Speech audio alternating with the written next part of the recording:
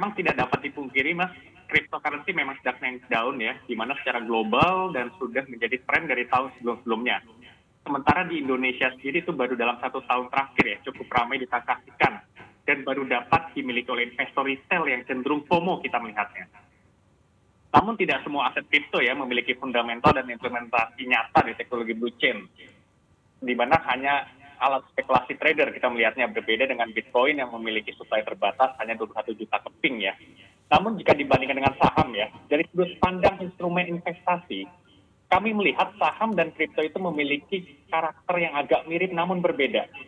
Kemiripannya dari segi profil investor yang cenderung agresif, hanya saja kami melihat bila Bitcoin atau cryptocurrency itu lebih disukai para retail trader dengan pergerakan yang sangat fluktuatif sehingga sangat-sangat high risk high return dan mencari keuntungan cepat sama seperti investasi komoditas. Sementara saham itu lebih disukai investor baik retail maupun institusi yang memiliki kecenderungan investasi jangka menengah panjang dan melihat fundamental suatu investasi. Jadi pada akhirnya akan ada pemisahan preferensi dari kedua investasi tersebut dalam jangka menengah panjang. Maksudnya adalah bila investor memiliki kecenderungan tidak bisa menerima kerugian 1% atau lebih dari itu, berarti tidak cocok untuk berinvestasi di saham, apalagi di kripto ya. Jadi pesan saya, besaran alokasi investasi kita seharusnya sejalan dengan profil resiko dan pengetahuan kita tentang produk investasi itu. Ingat Mas, resiko datang dari ketidaktahuan atas apa yang Anda investasikan Mas. Berarti bisa dikatakan kembali lagi ke profil risiko bagi para investor begitu, kembali menyesuaikan dengan profil risiko apakah cocok di cryptocurrency atau mungkin di pasar saham, Anda melihatnya seperti itu? Ya, memang seperti itu. Jadi memang balik lagi melihat profil resikonya. Seperti kita lihat memang pergerakan dari cryptocurrency itu kan cukup volatile ya, bahkan lebih volatile daripada saham. Jadi memang seperti pergerakan harga komoditas. Cukup naiknya itu cukup signifikan. Jika dibandingkan dengan aset kelas lain, ini mungkin kelas aset yang paling beresiko ya. Namun bisa menghasilkan return yang memang cukup menarik ya.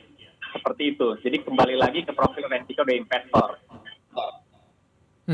Oke, Mas Genta, kalau kita lihat dengan kecenderungan investor mengalihkan dananya dari pasar modal dan melirik aset jenis lain, seperti apa Anda melihatnya? Apakah kripto atau emas seperti apa dengan sunyinya transaksi harian di bursa?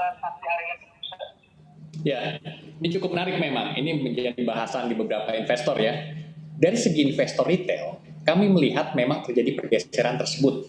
Bila investor retail itu yang mendorong kenaikan IHSG selama 2020 ya, hingga muncul istilah investor angkatan corona. Nah, itu yang menyebabkan kenaikan IHSG selama 2020 itu seperti kehabisan bensin. Terlihat dari penurunan jumlah transaksi harian ya, seperti yang Mas Gibran sampaikan, di mana terdapat alternatif investasi seperti kripto yang transaksinya semakin meningkat ya. Nggak dapat dipungkirin ya, transaksi perdagangan di bursa saat ini mungkin di level sekitar 8 sampai 9,35 triliun per hari ya, jauh di bawah Januari yang mencapai 19 triliun. Nah, peningkatan justru terlihat pada perdagangan aset kripto ya, di mana nilai transaksi harian di Exchange Indonesia itu mencapai 1,5 triliun per hari atau hampir mencapai 10% dari total transaksi perdagangan saham.